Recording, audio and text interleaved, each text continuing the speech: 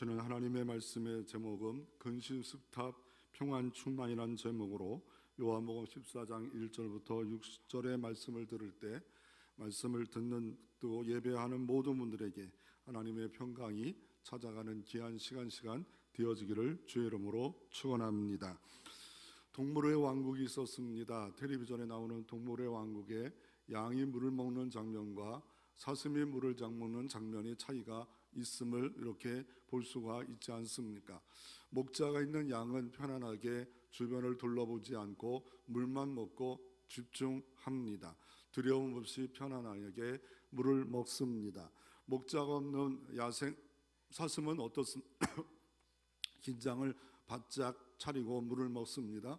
고개를 두리두 번 합니다. 그리고 바스락 소리만 나도 펄쩍 뛰는 일들이 벌어집니다. 자기를 공격할 적들이 너무 많기 때문에 항상 긴장을 놓치지 않습니다. 여러분의 삶은 어떻습니까? 목자가 있어서 여러분이 모든 삶에 완벽하지는 않지만 편안합니까? 아니면 그 반대로 목자 없는 양처럼 또한 사슴처럼 근심과 두려움과 걱정으로 이 12월을 맞이하고 있습니까? 다시 한번 근심 스탑을 어떻게 하면 좋을까? 그래서 평안 충만한 삶의 비결을 뭘까? 성경은 하나님은 우리에게 어떻게 하라고 하실까? 세상에도 근심을 이기는 방법 많은 책들이 있고 강의가 있습니다. 우리를 만드신 사랑하시는 하나님께서 어떻게 진단하시고 처방하고 계십니까? 첫째로 근심이 가득한 이유를 말씀하고 있습니다. 오늘 보면 요한복음 14장 1절에 성경은 이렇게 말합니다. 너희는 마음에 근심하지 말라. 하나님을 믿으니 또 나를 믿으라. 마음에 근심하지 말라라고 말하고 있습니다. 그러면 근심이 제자들에게도 있었다는 거 아니겠습니까? 누구의 제자입니까? 예수님의 제자입니다. 예수님을 제자인데 어떤 제자입니까? 3년 전에 부름받아 수도 없는 말씀을 가르쳤던 그런 제자입니다. 또 그 제자는 어떤 제자입니까? 예수 그리스도의 놀라운 능력과 이적을 수없이 본 제자입니다. 이 사람들조차도 근심에 눌릴 수 있다는 겁니다. 근심이 이 사람들을 붙잡을 수 있음을 말하고 있는 겁니다. 그러므로 예의가 없다는 거 아니겠습니까? 말씀이 부족해서 근심한다. 더 나아가 뭡니까? 더 나아가 내가 이적을 들봤기 때문에 근심한다. 이렇지 않은 것을 제자들의 모습을 보면서 알 수가 있지 않습니까? 예측 불허로 근심이 다가올 수 있다는 겁니다. 어느 때나 근심이 다가올 수 있음을 말하고 있습니다. 그 이유 중에 하나가 뭡니까? 예수님의 말을 잘 접수가 안 됩니다. 자기가 원하는 것만 취사 선택하는 일들이 벌어지고 있다는 겁니다. 예수님의 이적을 보고 예수님이 원하시는 목적을 발견해서 신앙에 든든히 세워서 이런 근심과 시험이 와도 이겨야 되는데 이길 줄을 모르는 변약한 제자들의 모습을 볼 수가 있습니다. 여러분, 하나님의 말씀을 들을 때 우리가 다 골고루 먹지 않으면 영육간의 근육이 안 세고 건강하지 않습니다. 어느 때 근심 오면 넘어집니다. 시험이 오면 넘어지는 역사가 있습니다. 이런 것들을 제자들의 모습을 보면 우리가 볼 수 있지 않습니까? 가장 먼저 넘어진 사람이 누굽니까? 요한복음 13장에 보면 13장 26절에 보면 예수님께서 이렇게 말합니다. 나와 함께 26절에 예수께서 대답하시되 내가 떡 한 조각을 적셔다 주는 자가 그니라 하시고 그 한 조각을 적셔서 가룟 시몬 아들 유다에게 주니라 라고 말하고 있습니다. 가룟 유다 이 사람에게 떡 한 조각을 줍니다. 그리고 또 하나 요한복음 13장에 모든 사람이 구원받을 거 아니다 라고 말을 합니다. 그래서 그 사람이 누굴까? 라고 나를 배신할 자도 있다라고 말을 합니다. 그리고 아예 노골적으로 떡 한 조각을 주는 자다라고 말을 합니다. 이렇게 하신 이유가 뭡니까? 가룟 유다를 미워서 그런 겁니까? 평상시 모든 것을 맡겨서 재정을 돌보고 모든 회개를 돌볼 정도로 믿을 만한 사람이 아니었습니까? 그런데 왜 이 사람이 이렇게 예수님께서 몇 차례 걸쳐서 이렇게 경고하십니까? 그 이유는 배반할 거 안다는 거예요. 예수님을 30냥에 팔아먹을 것을 알고 또 사단이 그 마음에 틈을 타서 욕심이라는 것의 역사함으로 말미암아 이런 엄청난 잘못된 일을 벌일 것을 알고서 예수님이 직접적으로도 노골적으로도 말씀하셨습니다. 그러니 제자들이 왜 그러셔? 라고 할 수도 있겠지요. 당황스럽겠지요. 그리고 또 하나 말을 합니다. 또 하나 뭡니까? 요한복음 13장 오늘 본문 말씀 전에 36절부터 30절에 시몬 베드로가 주여 어디로 가시나이까? 내가 십자가 진다 라고 말합니다. 그랬더니 어떻게 합니까? 너희들 나를 따라올 수 없을 거다. 그랬더니 나는 목숨을 다해서도 따라갑니다. 호언장담합니다. 그랬더니 예수님이 칭찬하시면 얼마나 좋을까요? 칭찬하면 고래도 춤춘다는 이런 책이 있는데 예수님 칭찬하시면 좋지만 칭찬할 때가 아니니까 어떻게 말합니까? 네가 나를 장차 3번 부인하리라 라고 말을 합니다. 아니 지금 제자들의 대표격인 이 사람이 이런 일을 한다고 들으니 이거 얼마나 이 제자들의 마음이 당황스럽겠어요. 근심이 가득 찼어요. 십자가 진다는 말 앞에는 더 당황스러웠죠. 욕심으로 가득 찼던 이 사람이 예수님이 로마를 정복하고 로마 제국이 다스리고 정복하고 나라가 이스라엘 회복되면 우정승 자정승 난 법무부 장관 될 거야, 나는 국방부 장관 될 거야, 나는 교육부 장관 될 거야, 이런 생각으로 예수님이 왕 되면 이런 생각을 하고 있었던 제자들이 3년 동안 모든 걸 버려두고 수고하고 희생했는데 돌아오는 거는 아무것도 아니다, 꽝이다. 이럴 때 마음에 근심이 가득 찼습니다. 그리고 상황적으로 봐도 로마가 기독교가 일어나는 것을 싫어했어요.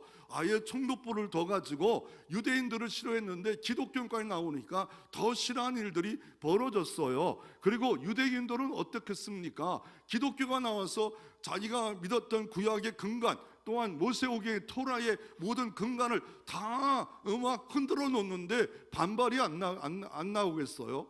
그의 수장 예수 그리스도를 어떻게 하면 죽일까, 죽여버릴까, 이런 음모를 갖고 있는 그때 이 사방에서 분위기가 차갑지 않아요? 차가운 분위기가 다가오고 있습니다. 그럴 때 근심에 쌓입니다. 근심에 눌립니다. 근심이 가득 찬 이런 삶이 제자들의 모습을 진단하십니다. 제자들의 모습을 아세요. 왜요? 전지아시니까 아시는 거예요. 너희는 마음에 근심하지 말라. 이렇게 우리들의 모습을 좀 예배자로 와 있고 찬양을 하지만 사역을 하지만 우리 모습에 근심하는 모습을 알 수 있다는 겁니다. 이 땅에 이런 근심의 종류가 얼마나 많은지요. 우리 어른들이 이런 말을 하잖아요. 집신 장사를 둔 부모가 있고 우산 장사를 둔 부모는 날마다 근심할 수밖에 없대요. 집신 장사가 근심하는 이유가 뭐예요? 비가 오면 집신 장사가 안 팔리기 때문에 근심하고, 또 비가 안 오면 누가 근심합니까? 우산 장사를 하는 아들이 근심할 수밖에 없다라고 말을 하고 있지 않습니까? 현대의 이 불안의 4가지 큰 요소를 보면 죽음에 대한 불안, 실패에 대한 불안, 인간관계에 대한 불안, 죄로 오는 불안. 성경에도 근심에 대한 이야기가 잠언서에 수도 없이 말아요. 근심은 우리를 뼈를 마른대요. 몸에 좋은 일이 벌어질 수가 없대요. 근심은 내 뼈를 말라가지고 내 심장병, 우울한 거 모든 것들이 근심 가운데 이루어질 수. 스트레스, 잘못된 스트레스, 좋은 스트레스는 안 받는 사람은 없어요. 그런데 나쁜 스트레스가 쌓이면 우울해지고 위장이 망가지고 대장이 망가지고 몸이 망가지고 피가 망가지고 모든 것이 망가지는 이런 일들이 벌어진대요. 우리 찬송가에도 369장 1절에도 걱정 근심 무거운 짐 주께 맡기세, 2절에도 시험 걱정 근심 없는 자가 누군가, 3절에도 근심 걱정 무거운 자 아닌 자 누군가. 찬송가 361절 2절 3절에 다 근심 걱정 다 이야기하잖아요. 그리고 찬송가 486장에 이 세상에 근심된 일이 많고, 근심일이 허다해요. 더 나아가 찬송가 365절에 마음속에 근심이 있는 사람, 또 찬송가 380일 너 근심 걱정 말아라, 주 너를 지키리, 주 너를 지키리, 이러지 않아요? 그러니까 근심이라는 건 너무 많아요. 근심이라는 거는 자꾸 가지고 있으면 자꾸 눈덩이처럼 눈을 굴리면 늘어나는 것처럼 계속 늘어나요. 근심이 내 생각을 잠깐 와서 붙잡을 수는 있지만, 새가 날아가면서 똥을 쌀 수 있지만 그 새가 내 머릿속에 생각 속에 둥지를 틀었다, 라고 하면 얼마나 바보예요.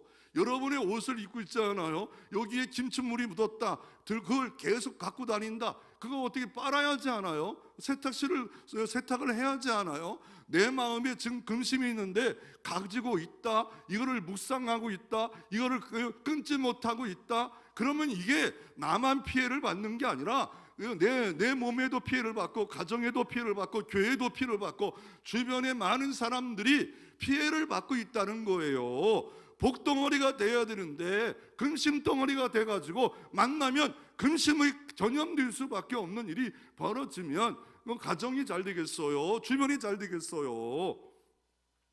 그런데 이 땅 살면서 하나님이 원하시는 근심이 있대요. 하나님이 원하지 않는 근심도 있지만 하나님이 원하시는 근심도 있대요. 어떤 근심입니까? 고린도후서 7장 10절에 사도 바울은 하나님의 뜻대로 하는 근심은 후회할 것이 없는 구원에 이르게 하는 회개에 이를 것이요.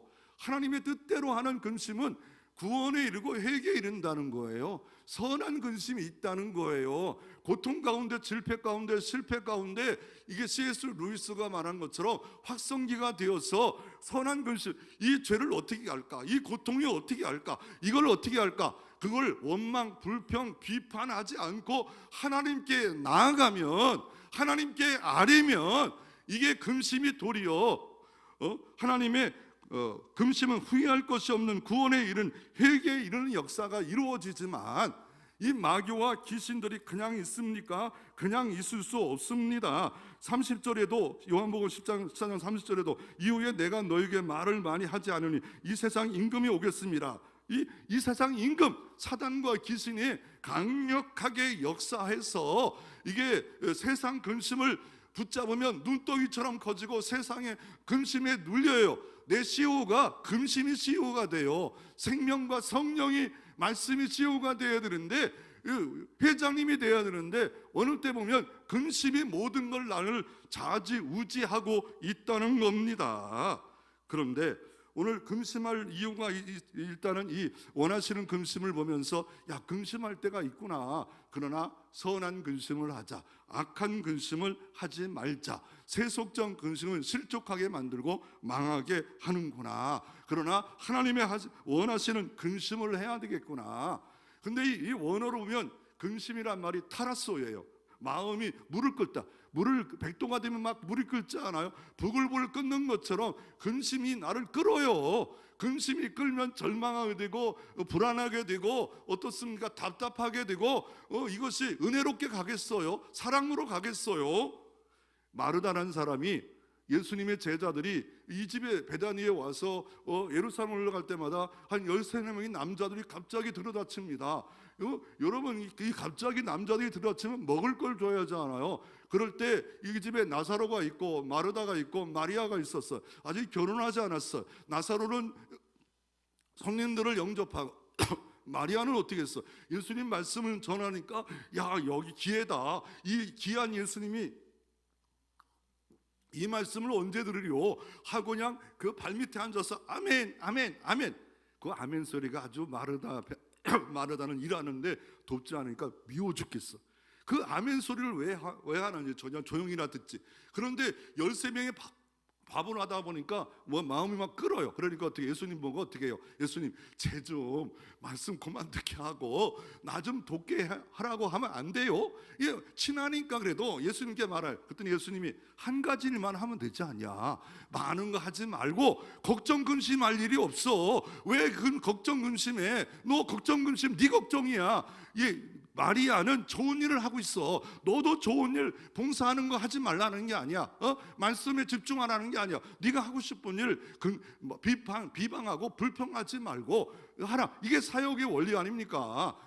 그러면서 예수님이 진단하고 처방하잖아요. 질문을 하니까 처방하잖아요. 오늘도 마음에 근심한 이들에게 하나님의 처방은 어떤 것들이 있습니까?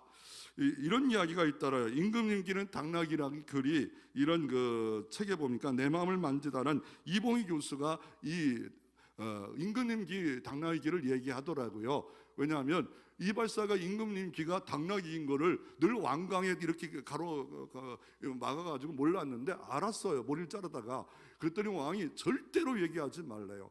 그런데 임금님 기가 당나귀 긴 거를 말하지 않으니까 막 마음이 눌려요. 그래가지고 방법을 어떻게 합니까? 산에 가서 임금님 기는 당나귀 기, 임금님 기는 당나귀 기, 임금님 기는 당나귀 기. 그랬더니 마음이 후련해요. 여러분 금심합니까? 그럴 때 의자에 그 금심거리 올려놓고, 금심의 사람 올려놓고, 나쁜 놈, 이 못된 놈, 이 못된 거 해보세요. 치료될 때 있어요. 그냥 눌리지 말고 그냥 심리적으로 그렇게 하라고 하잖아요. 이놈은 나쁜 남편, 이 왼수 같은 남편, 뭐 물도 안 된다고 하더니 물만 안 되는 게 아니라 뭐 이런 하라고 하더라고요. 그런데 그랬더니 이게 문제가 된 게, 그 산에 가기만 하면 임금님기는 당나귀로 울려 퍼지더래요. 그래가지고 왕에게 들어갔어. 왕이 그걸 고백합니다. 내 기는 당나귀 기다. 그때부터 마음의 응어리의 돌이 풀려나갔어요. 근심의 돌이 풀려나갔어요. 근심의 돌이 없어져야 돼. 근심의 돌을 제거하라. 제거하라고 주님이 말씀한 거예요. 말씀하는데 그러면 어떻게 주님은 처방하고 계십니까? 첫째 처방은 하나님을 믿고 아들을 믿으라고 말씀하고 있습니다. 1절에 보면 근심하지 말라 하시면서 처방을, 하나님을 믿으니 또 나를 믿으라 라고 말씀하고 계십니다. 하나님을 믿고 또 나를 믿는데, 요한복음은 하나님에 대해서, 어떤 하나님에 대해서 가장 잘 소개하고 있습니다. 공간복음서 마태, 마가, 누가, 요한복음에 가장 늦게 쓴 이 요한복음에 하나님을 어떻게 소개하고 있냐면 위대한 선언을 합니다. 나는 여호와라는 구약에 선언이 있잖아요. 이게 에고 에임입니다. I am that I am이라고 하는데, 하나님을 소개하는데 요한복음은 7개로 예수님이 누군가를 선언하고 있고 믿으라 말합니다. 첫째는 뭐냐? 요한복음 6장에 나는 생명의 떡이래요. 하늘에서 날마다 만나를 먹어 이스라엘 민족이 광야에 살듯이 너희는 생명의 떡을 먹고 영생을 얻고, 생명의 떡을 얻어야만이 건강할 수 있음을 말하고 있습니다. 생명의 떡인 이 말씀, 이 빵 먹고 있느냐 말이에요. 먹고 있으면 근심을 이길 수 있는데, 안 먹으면 이 말씀은 좌우에 날성금이 있고, 이 말씀은 소성하고, 이 말씀은 등불이요, 이 말씀은 내비게이션이요, 이 말씀은 권능의 말씀 아닙니까? 이 말씀이 답이 있지 않습니까? 그런데 말씀을 읽지 않고 듣지 않고 공부하지 않는데 어디서 답을 찾을 수 있겠습니까? 생명의 떡을 먹어라. 두 번째는 뭡니까? 요한복음 8장 12절에 가는 중에 잡힌 여인에게 이제는 죄를 범하지 말고 생명의 빛 가운데 살아라 라고 말하고 있습니다. 율법의 빛 가운데 살지 말고 생명의 빛이신 예수 참빛인 주님과 동행하고 거하는 것만이 너희가 모든 어려움에서 이길 수 있는 것이라고 요한복음 8장에 말씀하고 계십니다. 또한 요한복음 10장에 나는 문이래요. 무슨 문입니까? 구원의 문입니다. 양의 문입니다. 더 나아가 이 문에 들어가고 나오면 꼴을 얻고 생명을 얻는 역사가 있겠다라고 말씀하고 있습니다. 영접하는 자, 그 이름을 믿는 자들에게는 하나님의 자녀가 되는 권세를 주셨다라고 말씀하고 계십니다. 그러므로 그 문에 들어가지 않으면 꼴을 못 얻어요. 물을 편안히 못 먹어요. 주님 안에 들어가야지 꼴을 얻지요. 인그리스도가 돼야지요. 더 나아가 주님이 이렇게 말합니다. 나는 선한 목자라고 요한복음 10장 11절에 양들을 위하여 목숨을 내어버리는 선한 목자라. 양을 위하여 목숨을 내버릴 뿐만 아니라 그의 보혜사 성령을 보내주셔서 상담해 주시고 가르쳐 주시고 진리 가운데 인도해 주시고 성령의 충만을 받아 기쁨과 평강을 주시는 역사가 이루어지는 그런 선한 목자래요. 더 나아가 오늘 본문에 이 예수님이 마음에 근심하지 말라, 나를 믿어라, 그리고 내가 너희를 위해서 가장 좋은 천국을 예비하고 다시 오마. 그랬더니 이 길을 알겠냐 하니 도마가 말합니다. 사도 도마가 아니 이 땅에서도 모르는데 예수님 가시는 거 어떻게 알겠삼나오이까? 그럴 때 유명한 선언을 합니다. 내가 곧 길이요, 내가 곧 진리요, 내가 곧 생명이니 나로 말미암지 않고는 아버지께로 올 자가 없느니라. 그러니까 아버지께 올 자가 있다는 거예요. 길이요 진리요 생명이죠. 예수님을 만나면 아버지께로 올 자가 있다는 거예요. 창조주 전능하신 아버지의 돌보심이 있는 삶을 살 수 있음을 말하고 있습니다. 더 나아가 요한복음 11장 21절에 나는 부활이요 생명이다 라고 이 마르다와 마리아와 나사로에게 나는 모든 죄를 이기고 부활하셨고 오늘도 부활의 능력으로 생명의 능력으로 역사하시는 주님이다. 그리고 요한복음 15장에 나는 참 포도나무요 너희는 가지니 네 가지가 포도나무에 붙어 있으면 열매를 맺힌다. 너희가 내 안에 내 말이 너희 안에 있으면 무엇이든지 원한 대로 구하라. 내가 이룬다. 이것을 이루면 내 기쁨이 너희 안에 있어 기쁨이 충만케 하려 하십니다. 이 주님을 믿으래요. 이렇게 주님이 이루셨고 또 이루시기를 간절히 복주기를 원하시는 생명의 주님, 부활의 주님, 문이시고 부활이시고 길이신 포도나무이신 주님을 믿으래요. 히브리서 4장 15절에 우리에게 있는 대제사장은 우리의 연약함을 동정하지 못하신 이가 아니요 모든 일에 우리와 똑같이 시험을 받으시니로되 죄는 없으시니라. 은혜의 보좌 앞에 담대히 나아갈 것이니라. 우리 주님은 대제사장이래요. 대제사장 뜻은 뭐래요? 하나님과 우리가 다리를 놓는 분인데 우리의 연약을 동정하지 아니하시는 분이 아니래요. 우리의 죄와 허물 다 알고 있대요. 연약한 거 다 안대요. 똑같이 시험을 받았대요. 33년 동안 시험을 받았대요. 그런데 그런 주님이 있기에 은혜의 보좌 앞에 하나님을 믿고 기도로 나오라.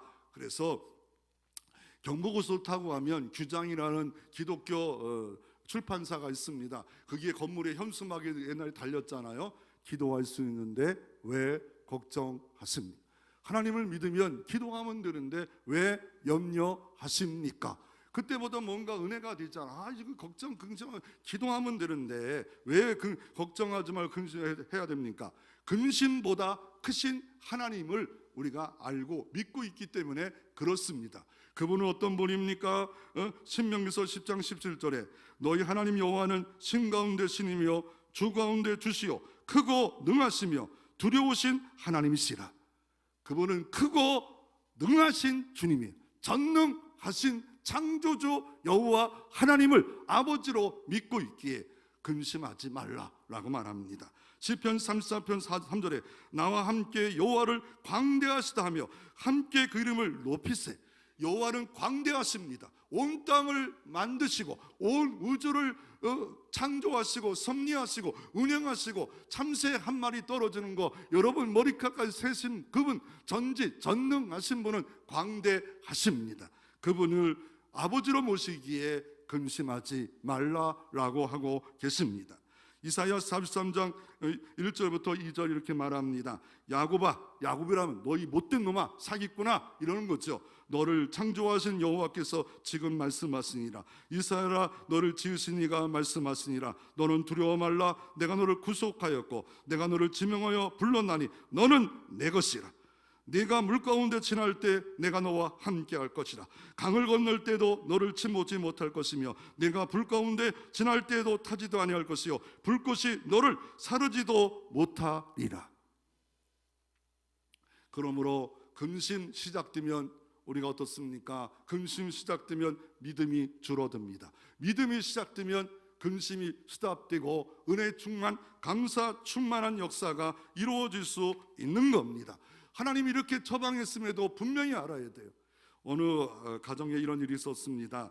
아이가 어렸을 때 자꾸 질문하잖아요.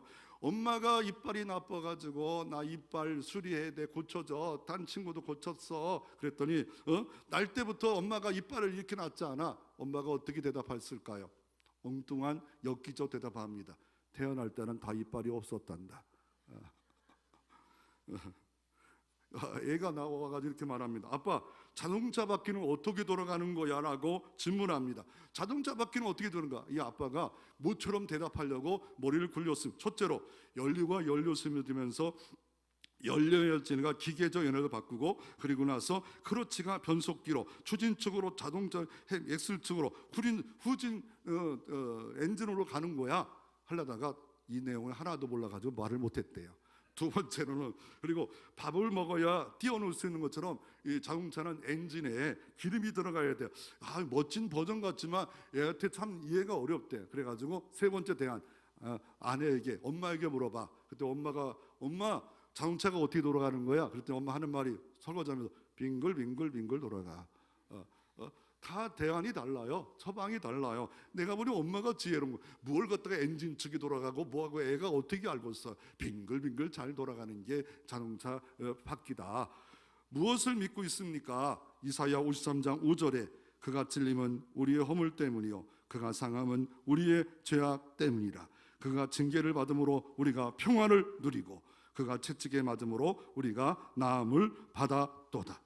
그가 찔린 건 우리 허물 때문에 그래요. 우리가 상함은 우리의 죄악 때문에요. 징계를 받았대. 우리가 잘난 것 때문에 받은 게 아니에요. 그래서 예수님 우리에게 준 게 뭐예요?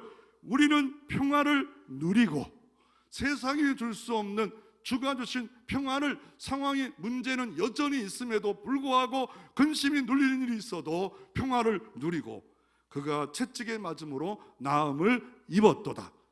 이 치유의 복음이 예수님은 마태복음에 똑같이 좀 바꿔서 인용합니다. 마태복음 8장 10 치유 대언자, 이는 선지자 이사야를 통하신 말씀에 우리 연약한 것을 친히 담당하시고 병을 짊어지함을 이루려 하십니다.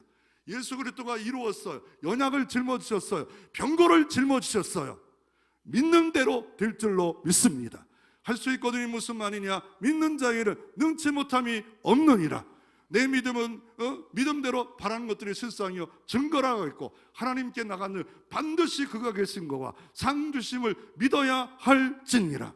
오늘도 이 믿음이 큰 산을 저 산을 저쪽으로 옮겨라. 하나님 믿고 말하면 그대로 될 줄로 믿으시기를 바랍니다. 믿음 충만하면 근심이 박살날 줄로 믿습니다. 또다시 올지라도 믿음의 방패자가 믿음의 방패가 딱 있습니다. 믿어, 나는 이거 하나님이 함께 하실 거야 라고 하면 우리가 이길 줄로, 승리할 줄로 믿습니다. 무엇을 믿고 있습니까? 하나님을 믿으세요. 무엇을 믿습니까? 예수님이 어떤 분인 걸 알고 믿으세요. 그 말씀대로 순종하면 오늘도 나타나주고 역사가 이루어질 수 있습니다. 두 번째 처방은 뭡니까? 천국의 평화를 말합니다. 2절을 보십시오. 또 나를 믿으라. 근데 왜 주님이 떠난다 하면서 그냥 떠나가는 게 아니라 십자가 지나 그냥 떠나는 게 아니라 내 아버지 집에 거할 곳이 많도다. 천국은 내 아버지 집이래요. 이 땅에 집이 없는 사람도 있어요. 근데 아버지 집은 여러 다 있다라고 그래요. 어떤 이 땅에 비교할 수 없는, 왜요? 우리는 잘 몰라요. 그러나 전능하신 하나님이 이 땅에 다 만들어 보셨던 그 하나님이 이왕 만들 때 가장 좋은 거로 만들어지지 않겠어요? 내 아버지 집에 거할 곳이 많도다. 그렇지 않으면 너에게 일렀으리라. 내가 너희를 위하여 거처를 위하여 예비하노니 너희를 위하여, 나를 위하여 거처를, 하나님의 처소를, 우리가 거할 처소를 예비하러 떠나간대요. 그리고 다시 온대요. 내가 너희를 위하여 거처를 예비하면 내가 다시 와서, 이걸 뭐라 말합니까? 초림 예수는 마리아의 몸에 온 성탄 예수, 우리가 남전을 통해서 추리를 잘 만들어졌는데, 이렇게, 그런데 재림 예수가 있잖아요. 소망하라는 것, 다시 온다, 다시 온다, 다시 온다. 그럴 때 너희를 내게로 영접하겠다. 영원한 처소까지 함께 있겠다. 나 있는 곳에 너도 있게 하리라. 내 거리로 가든지 그 길을 너희가 아느니라 라고 말합니다. 그 길을 알아야 된대요. 그 길을. 그래서 천국을 주님이 이렇게 말씀하고 계십니다. 그래서 이 토스토의 소설 이반이 일러치라는 책이 있는데, 이 토스토라는 사람이 방황하다가 예수 믿고 러시아의 대문호가 된 사람인데, 이 이반 일리치라는 책은 소설가 중에 이만큼 잘된 소설이 없다. 그리고 이 소설은 서사적 구조입니다. 하나님을 높이는 것에 이거 구조를 서사적 구조로 하는데, 이 서사적 구조는 이거 이반 일리치를 통해서 이렇게 투영되어서 말합니다. 이반 일리치는 공무원입니다. 결혼도 잘했습니다. 예의도 바릅니다. 그런데 가정생활하고도 문제가 딱 생겼어요. 애를 낳고부터는 섭섭한 거예요. 그렇지 않아요? 남편이 막 모든 걸 사랑할 줄 아는데 애를 낳으면 애에게 모든 게 집중돼요.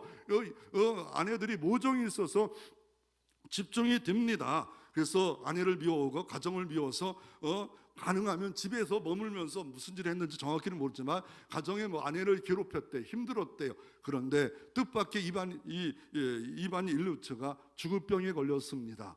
병문안 온 사람들이 위로해 줄 그 순간에, 어느 순간에 자기가 아내에게 잘못된 걸 알고 아내에게 잘못된 것을 용서를 빌자, 이런 마음속에 빛이신 예수님을 만나게 됐습니다. 부활하신 예수님을 만나고 그렇게 두려웠던 죽음의 문제도 이겼다라고 말하고 있습니다. 천국만이 죽음의 대안입니다. 일시적 대안이 아닙니다. 영원한 대안이 바로 천국입니다. 이 천국이 대안인데 오늘 2절에 보면 2절에 보면 똑같이 약속하잖아요. 2절 3절에 똑같이 이게 3절이 천국이 대안이래요. 어느 날 아이가 유치원에 아버지가 보내려고 했더니 안 간대요. 그러면 어떻게 대안할까요? 첫째는 집으로 데려온다. 둘째는 자기 직장으로 데려간다. 그러면 얼마나 힘들겠어. 그런데 애가 울어도 이렇게 말합니다. 내가 너에게 갔다 와서 선물을 줄게. 저녁에 오면 너와 함께 할게. 이러면서 이렇게 처방할 수 있지 않아요. 어떤 것이 옳습니까? 임시적 한번 그냥 가지마, 유치원 안 가도 돼.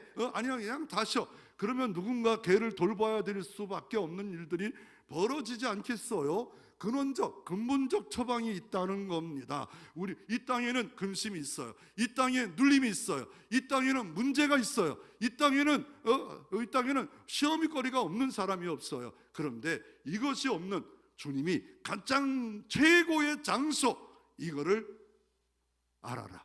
그리고 최고의 장소를 가는 길을 발견하라.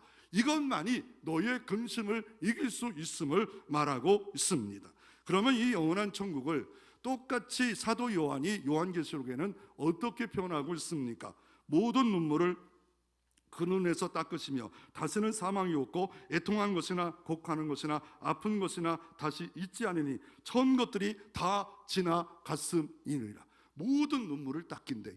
그러면 이 땅에 눈물이 있다는 거 아니에요? 그러니까 눈물이 있는 거 당연히 여기세요. 모든 눈물을 닦아주며 애통하는 거나 죽음도 슬픔도 없는 이런 것들을 아버지가 사랑하는 자녀를 위해서 예수님이 자기가 직접 만들어 놓으시고 내 있는 곳에 영원한 처소 천국으로 인도하는데, 그 길은 요한복음 14장 6절에 내가 곧 길이요 내가 곧 진리요 내가 곧 생명이니 나로 말미암지 않고는 아버지께로 올 자가 없느니라.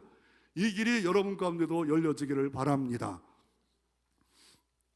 이렇게 천국 백성인 걸 알게 되면 담대해지는데, 예화를 들면 체인 예화입니다. 자전거에 체인이 있잖아요. 체인이 다 연결되잖아요. 그래서 요한복음은 5장 24절에 내가 진실로 진실로 너희에게 이르노니 내 말을 듣고 나 보내시는 믿는 자는 영생을 얻었고, 현재 완료해 끝났다는 거예요. 영생을 또 얻고 완료된, 뭐라고요? 바로 현재 완료해. 그리고 심판에 이르지 않으니 미래의 심판이 없대요. 지옥 갈 심판이 없다는 거예요. 그리고 뭡니까? 사망에서 생명으로 옮겼니라. 과거 완료예요. 우리는 죄 가운데 원죄 가운데 다 사망이 왕노릇했는데 생명으로 왕노릇하는 거로 나 보내신 이 예수를 믿는 자마다 끝났대요. 그러므로 믿어야 돼요. 체인을 볼 때마다 믿어야 돼.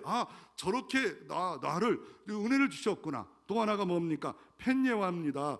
이 성경책을 선물하면서 펜을 여기다가 집어넣어서 선물을 합니다. 그럴 때 성경은 요한일서에 요한서는 이렇게 말합니다. 아들이 있는 자에게는 생명이 있고 아들이 없는 자에게는 생명이 없느니라. 아들을 믿으면 영생은 저절로 따라온다는 거예요. 이 아들이 있으면, 아들을 믿으면, 아들이 영접하면 생명이 있다는 거예요. 기도 응답이 있다는 거예요. 그런데 그거를 믿지 못하면 안 된다. 펜 예화, 더 나아가 악수 예화입니다. 우리가 내 자녀를, 어린 자녀를 잡아야지 3살 4살짜리가 나를 잡으면 넘어집니다. 하나님이 구원의 은혜의 손으로 나를 붙잡았대. 어떤 것도 빼앗을 자가 없다라고 그것을 말씀하고 있습니다. 구원의 확신, 그렇구나. 요 3가지 말씀이라도 우리가 딱 붙잡고 우리가 금심하고 염려할 때마다 체인에 와야 펜에 와야 악수에 와야 이거 나를 건드리지 마라 하면서 펜을 생각하고 악수를 생각하고 체인을 생각해서 우리에게 다가오는 금심을 이기라고, 염려를 이기라고 이렇게 말씀하고 계신 것을 볼 수가 있습니다. 그래서 이 땅에 금심, 염려, 이게 너무 많이 우리를 장악하고 우리를 넘어뜨릴 때가 많습니다. 도산 안창호가 계시지 않습니까? 그분은 많은 사람들이 한자로 교육했습니다. 일무원고 필요근무, 멀리 바라본 자는 근심을 이길 수 있다.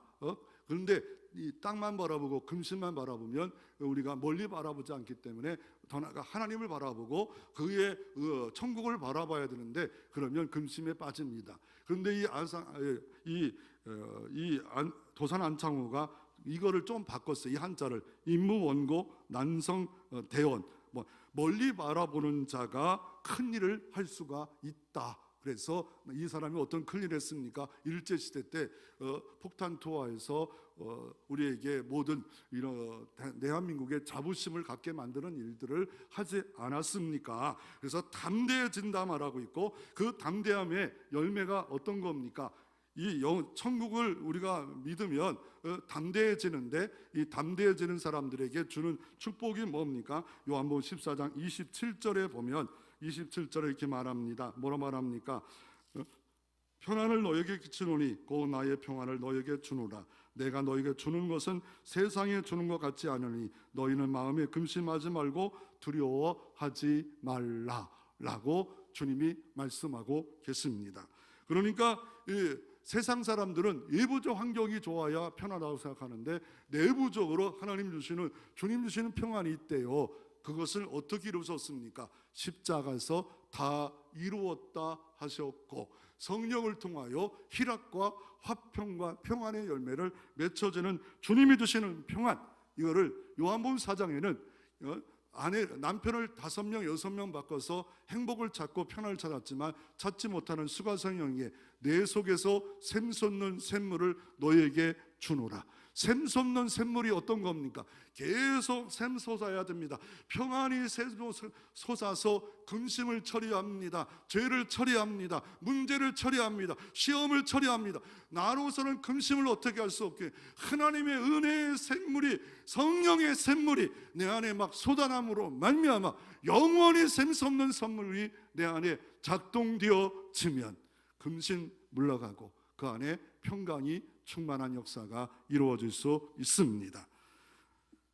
오늘 또 주님은 이렇게 지혜롭게 처방합니다. 마음의 근심을 아는 자들에게 오늘 본문에 요한복음 14장에 이렇게 말합니다. 오늘 14장에 17절에 그는 진리영이라 라고 말씀하시면서 세상이 능히 받지 못하리니 이는 그를 보지도 못하고 알지 못하니라. 그러나 너희는 그를 아나니 그를 너희와 함께 거할 수 있고 또 너희 속에 계시겠음이라 라고 하면서 이 진리의 성령을 너희에게 주겠다라고 주님께서 이렇게 말씀하고 계십니다. 그럼 이 성령은 어떤 성령일까?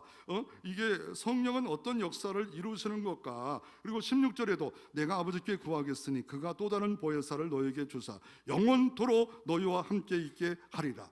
예수님은 떠나갔어요. 몸으로 떠나갔어요. 승천하셨어요. 그런데 영원토록 함께하는 분이 있대요. 그거를 아버지께 구하겠대요.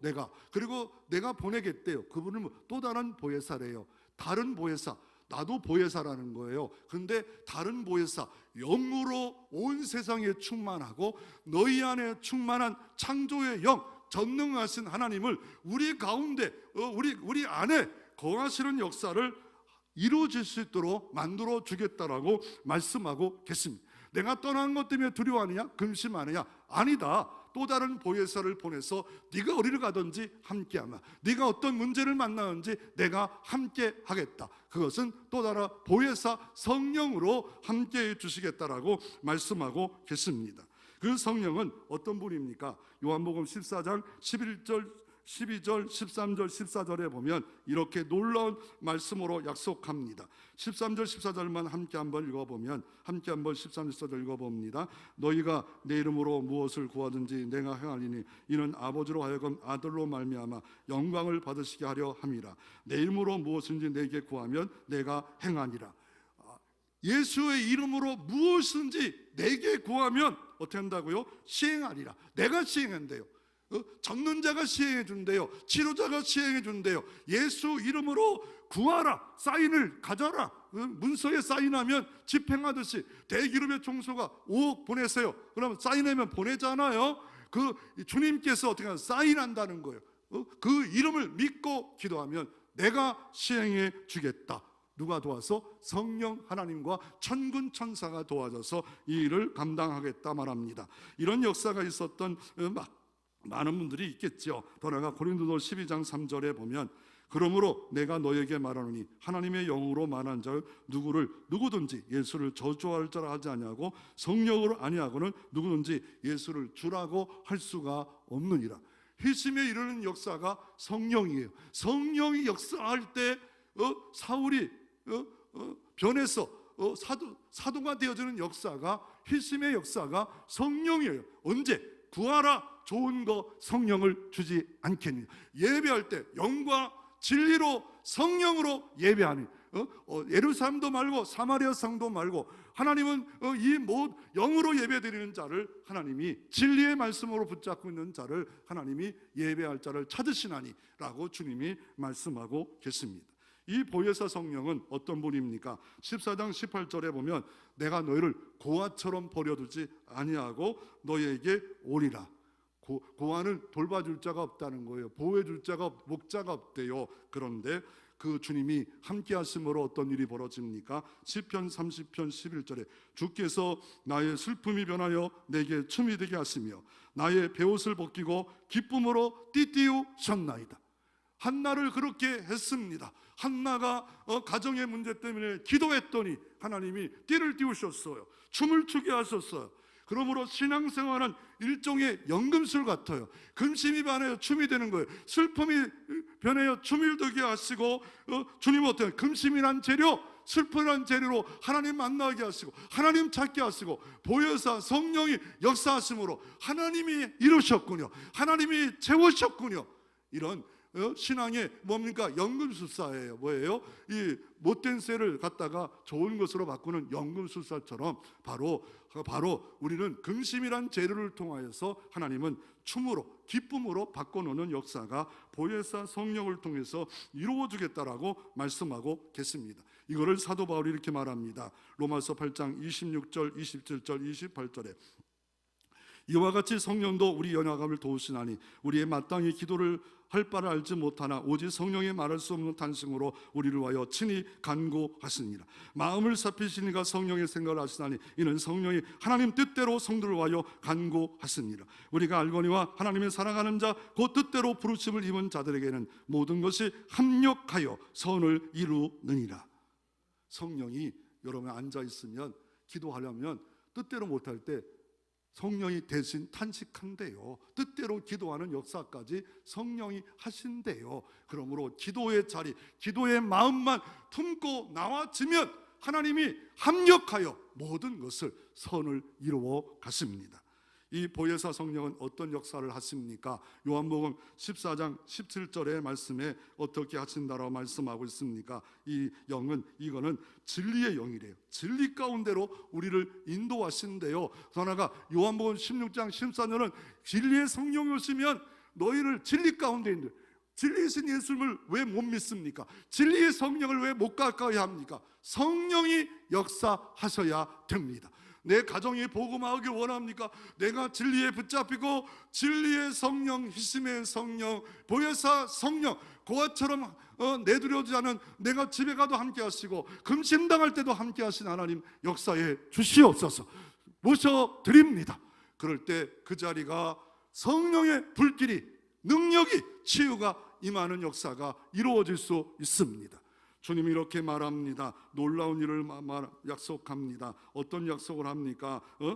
12절에 내가 진실로 너에게 이르노니 나를 믿는 자는 내가 하는 일도 그도 할 것이요 또한 그보다 큰 일을 하느니 이는 내가 아버지께 감이라. 너희가 내 이름으로 무엇을 구하든지 내가 행하니라. 나보다 큰 일, 예수님보다 큰 일. 예수님은 33년의 시간의 제약이 됐고 공간은 이스라엘 민족에서, 그러나 예수 이름으로 구하면 보혜사 성령이 오늘도 역사하기에 나보다 큰 일을 은사주의자만 아니라 목사만 아니라 누구든지 이 역사를 일으킬 수 있음을 약속하고 계십니다. 이 약속의 주인공이 다 되어지기를 주의 이름으로 축원합니다.